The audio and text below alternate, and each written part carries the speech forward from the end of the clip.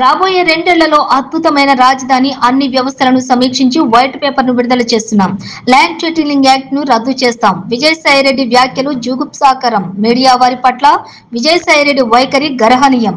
దేవాదాయ శాఖ మంత్రి ఆనం రామనారాయణ రెడ్డి రాబోయే 2 సంవత్సరాలలో అద్భుతమైన అమరావతిని నిర్మాణం చేసి రాష్ట్ర రాజధానిగా చేసేందుకు తెలుగుదేశం పార్టీ ప్రభుత్వం చిత్తశుద్ధితో కృషి చేస్తుందని రాష్ట్ర దేవాదాయ శాఖ మంత్రి ఆనం నారాయణ రెడ్డి పేర్కొన్నారు.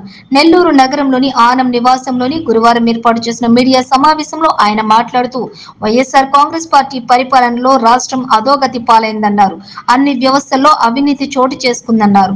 వాటిని వెలికి తీసి వైట్ పేపర్ ను విడుదల చేస్తున్నామన్నారు.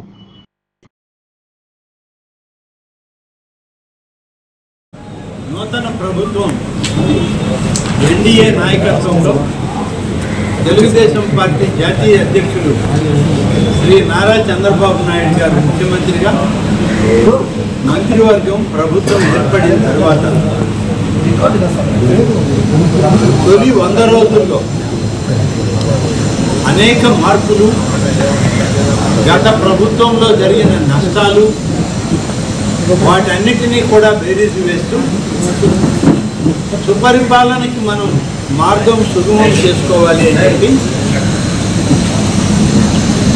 ముఖ్యమంత్రిగా చంద్రబాబు నాయుడు గారు, ఉప ముఖ్యమంత్రిగా శ్రీ పవన్ కళ్యాణ్ గారు, అలాగే బీజేపీ నాయకత్వం, రాష్ట్ర మంత్రివర్గం అంతా కూడా కలిపి అధికార యంత్రాంగాన్ని సమన్వయం చేసుకుంటూ వారి యొక్క బాధ్యతల్ని సమీక్షిస్తూ ముందడుగు వేస్తూ పోతుంది.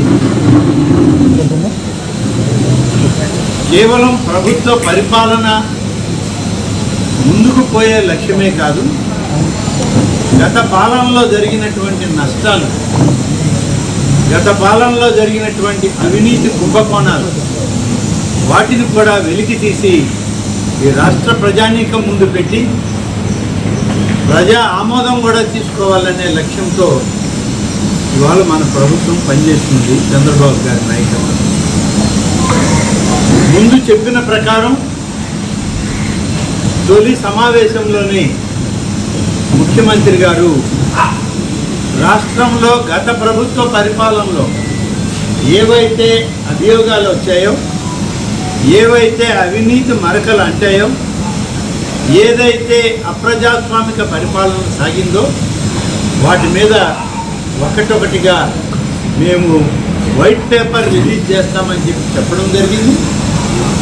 దాని ఆధారంగానే ఇవాళ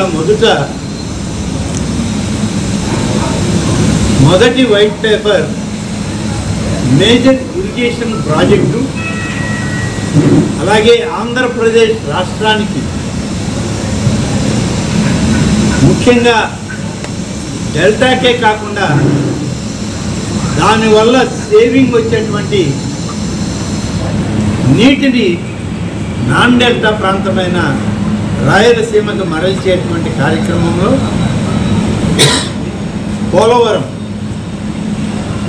పోలవరం ప్రాజెక్టు ఎక్కడ తప్పు జరిగింది, ఎందుకు దీన్ని నిర్లక్ష్యం చేశారు, ఇప్పుడు దాని భారం ఎంత పడింది అనేటువంటి దానిలో మొదటి వైట్ పేపర్ ఆన్ పోలవరం ప్రాజెక్టుని విడుదల చేయడం జరిగింది. లాభ నష్టాలన్నీ కూడా స్వయంగా ముఖ్యమంత్రి గారే రాష్ట్ర ప్రజానీకం ముందు మీడియా సమావేశంలో చెప్పడం జరిగింది. అలాగే దానివల్ల రాయలసీమ ప్రజలకి, ముఖ్యంగా నెల్లూరు, ప్రకాశం జిల్లాల రైతాంగం ఏ విధంగా నష్టపోతుందో ఈ నీటి ఎద్దడి వల్ల అనేటువంటిది, మనం పోలవరం ప్రాజెక్టు రాకపోతే ఎంత నష్టపోతామో కూడా మనం అధ్యయనం చేసి ముందు పెట్టాం. ఇక రెండవది, సెక్రటరేట్ అనేది ఉంది అనేదే మర్చిపోయారు. ఆయనే మర్చిపోయాక ఆయన మంత్రివర్గ సహచరులు సెక్రటరేట్కి వచ్చేటువంటి డైరెక్టరేట్లలో, కమిషనరేట్లలో సాగించినటువంటి